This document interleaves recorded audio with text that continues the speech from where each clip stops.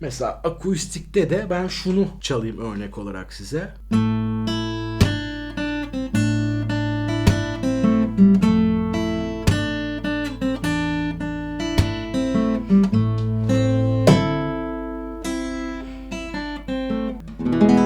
Mi majör, bak.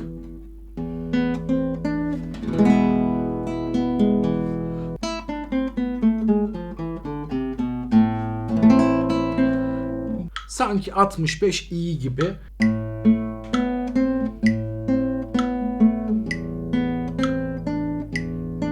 Herkese selamlar, ben Onur. Yeni bir video daha karşınızdayım. Bugün uzun zamandır bahsettiğim ve sizlerin de beklediği fingerstyle derslerine giriş yapıyoruz. Takip edenleriniz biliyor ki daha öncesinde arpej dersleri yaptık. İşte solo ve tap dersleri yaptık. Ve bu derslerin içerisinde şundan bahsettim.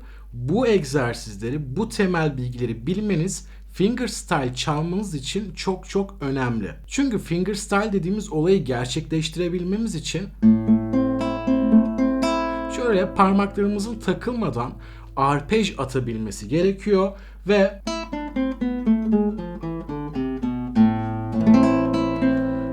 bu şekilde melodileri de tap üzerinden doğru, eksiksiz ve aksak olmadan, yani aksamadan düzgün bir şekilde tap üzerinden çalabilmemiz gerekiyor. Eğer ki hala bu konularda sıkıntı çekiyorsanız lütfen düzeltin ve fingerstyle'a o şekilde giriş yapın. Bu arada bu klasik gitar da yeni gitarım.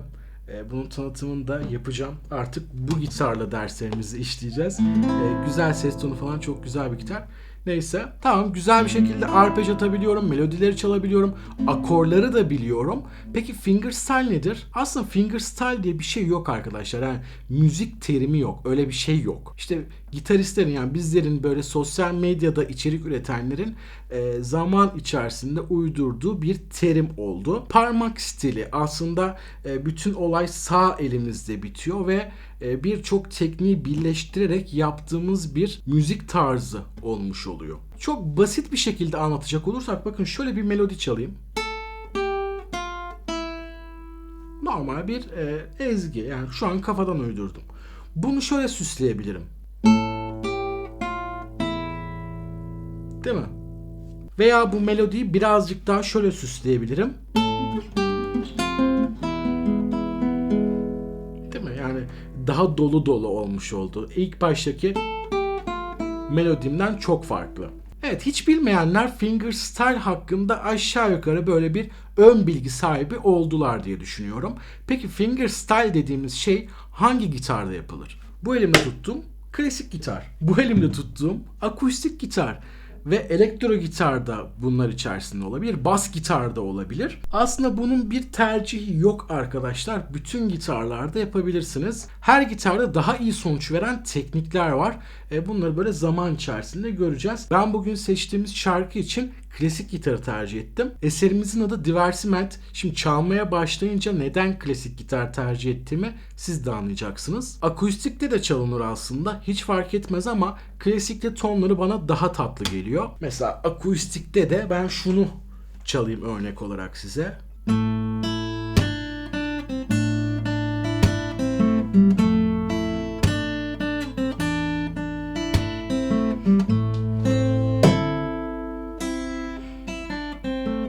Mesela böyle bir tarz çalacak olsam akustik gitar tercih ederim. Yani bu şarkıdan şarkıya yapacağınız tekniklere göre değişen bir şey. Evet, yani o parçayı da şu an çok iyi çalamadım. Birazcık daha üstüne düşmem lazım ama genel anlamıyla gitar tercihini de bu şekilde özetlemek istedim. Şimdi bugün seçtiğim eser aslında başlangıçta, fingerstyle'e girişte çok çok kolaylık sağlayabilecek. Çalması hem keyifli hem de bence başlangıç düzeyi için ideal bir eser. Tabını parça parça ekrana vereceğim. Hatta satır satır diyeyim. 4 satırdan oluşuyor. Ama bir tanesi tekrar olduğu için 3 satır diyebiliriz. İlk defa bir gitar dersi alan öğrencimle beraber çalmıştık. İnternette arattığımda notasyonu Murat Çetiner'e ait olan bir PDF bulduk. Açıklamaya da bırakacağım onu. Ücretsiz bir şekilde indirebilirsiniz oradan arkadaşlar. PDF şeklinde. İsterseniz yazıcınız varsa çıkartın, kağıt üzerinden çalışın. Öyle daha iyi olur. Şimdi 2/4'lük bir eser. 2/4'lük bir eser. Birazdan metronom çalışmasını da göstereceğim. Metronomla birlikte çalışırsanız daha harika olur. Ama şu an için öğrenme kısmında metronom kullanmayacağım sizler için.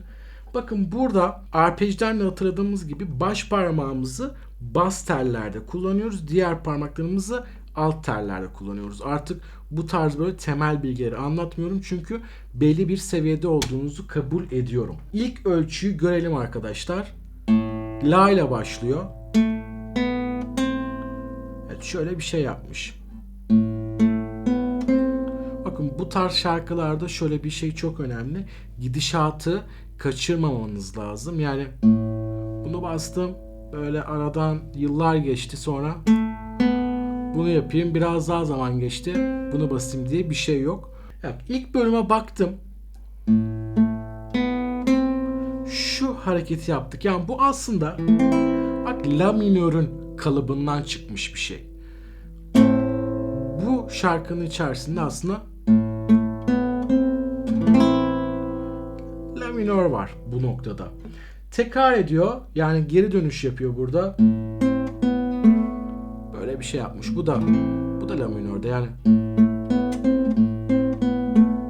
Aslında AM'ye basarsam la minör burayı kurtarıyormuşum. Bunu gördük pozisyon olarak. Devam ediyorum. Bu sefer 6. tele çıktı bas. Bu ne akoru olabilir? Bası mi majör. Bak.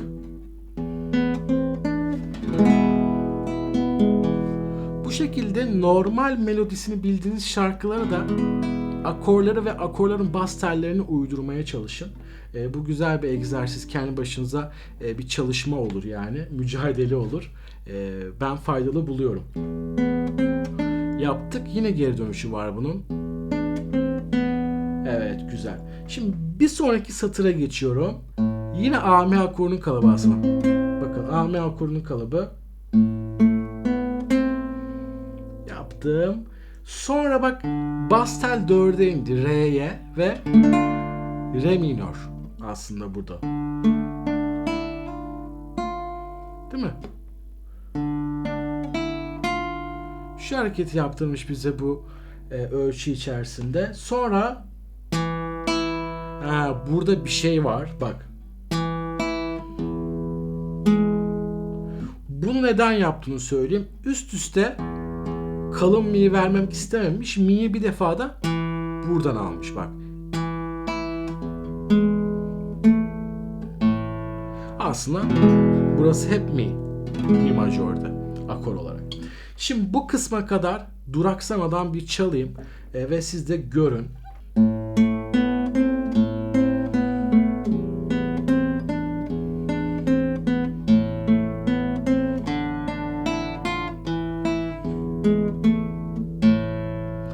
Bunu birazdan metronomla da çalacağız. Şimdi burayı 2 defa tekrar ettik. Devamında nasıl gidiyor şarkı? Bakın burada önemli bir şey söyleyeceğim. Daha demin fark etmediğimiz bir şey. Çünkü hep bas telleri böyle boş şekilde verdik. Fingerstyle çok önemli bir konudur. Arkadaşlar bas teli, ya bas sesi verdiğin zaman bu arkadan aslında devam etmesi gerekiyor, tamam? Böyle kesintili değil. Yani şarkı bize bunu veya nota bize bunu yapmamızı söylemiyorsa fingerstyle tarzında şu akış devam eder. Arka tarafta sürekli bas böyle yürür. O yüzden bu noktada değil, bak 2, sonra 2'den parmağını kaldır, alt telde 0, 3, 1 değil. Değil. Burada parmağım basılı tutuyorum. Bak arkada hala şu başta bastığım mi notası devam ediyor. Tamam. Bu çok önemli bir şey. Yaptım. Tekrar buna geçmiş ve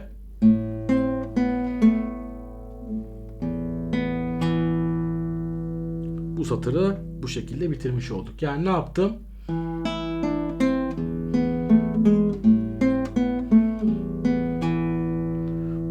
geldim. En son satırda aslında birinci bölümün sonu aynı. Şu yine yapalım.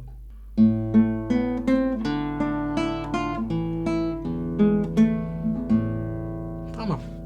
Bu kadar.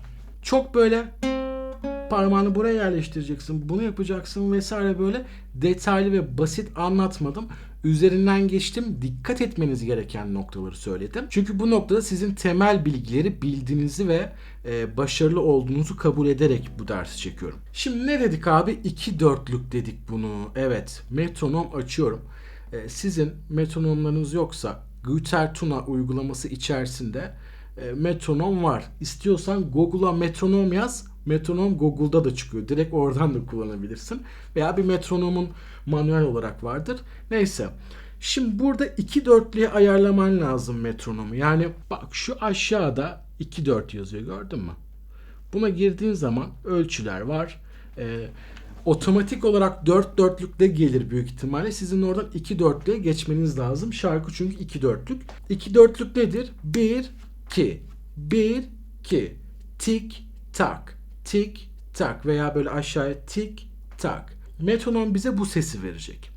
Her ölçü içerisinde tik, tak diyene kadar benim bunu bitirmiş olmam lazım. Ama vuruş sürelerine dikkat ederek. Yani burada birazcık nota bilgisine giriyoruz. Ama notayı tabii ki bu şekilde anlatmak istemiyorum. Şöyle açalım. Çalsın. Tik tak, tik tak. Çok hızlı.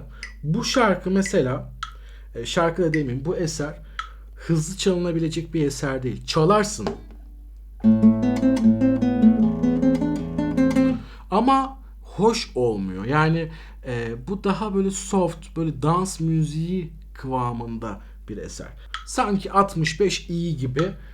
Bunun orijinali nedir? BPM olarak bilmiyorum. Tak, tik, tak. Bak, ilk satıra geldik. İlk tak. Bitirdim, gördün mü?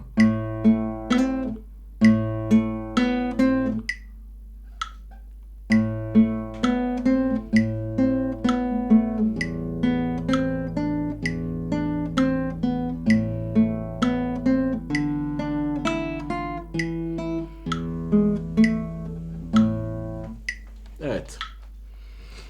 Bu şekilde metronomda kullanabilirsiniz arkadaşlar. Sadece bu fingerstyle için değil, her zaman metronom kullanmanız sizin yararınıza olacaktır. Çok hızlı gelirse yavaşlatın.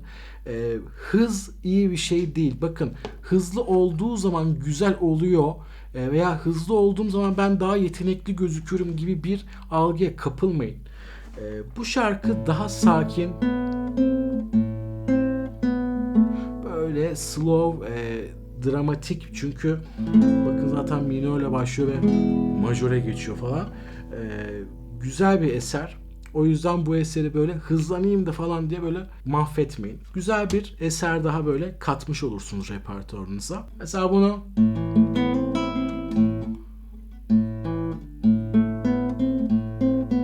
şöyle AM akoru dedik, la minör.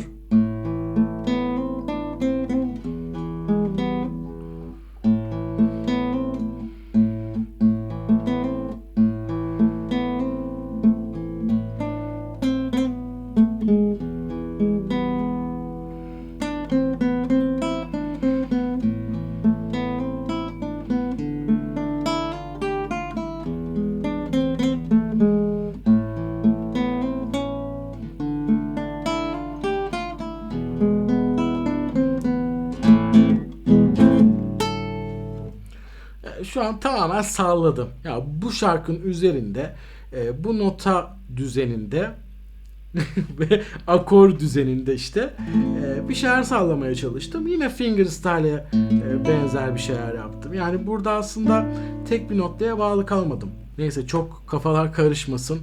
En iyisi biz zirvedeyken bırakalım. Umarım faydalı olmuştur. Fingerstyle derslerimiz devam edecek. Akustik gitarla da yapacağız. Klasik gitarla da yapacağız. Pek elektroda tercih edilmiyor, yapılmıyor. Teller çok kasaya yakın vesaire. Diğer derslerde yeni teknikler, yeni bilgiler, yeni şarkılar öğreneceğiz. Tabii ki böyle her gün fingerstyle dersi beklemeyin. Önümüzdeki hafta belki 10 günde bir falan atmaya ve bu bilgilerinizi sizin tazelemeye, geliştirmeye çalışacağım elimden geldiğince. Ve o kadar da emek verdik. Bir like'ı hak ettik diye düşünüyorum. Bir sonraki videomuzda görüşmek üzere. O zamana kadar bol müzikli günlerde kalın. Hoşça kalın. Bay bay.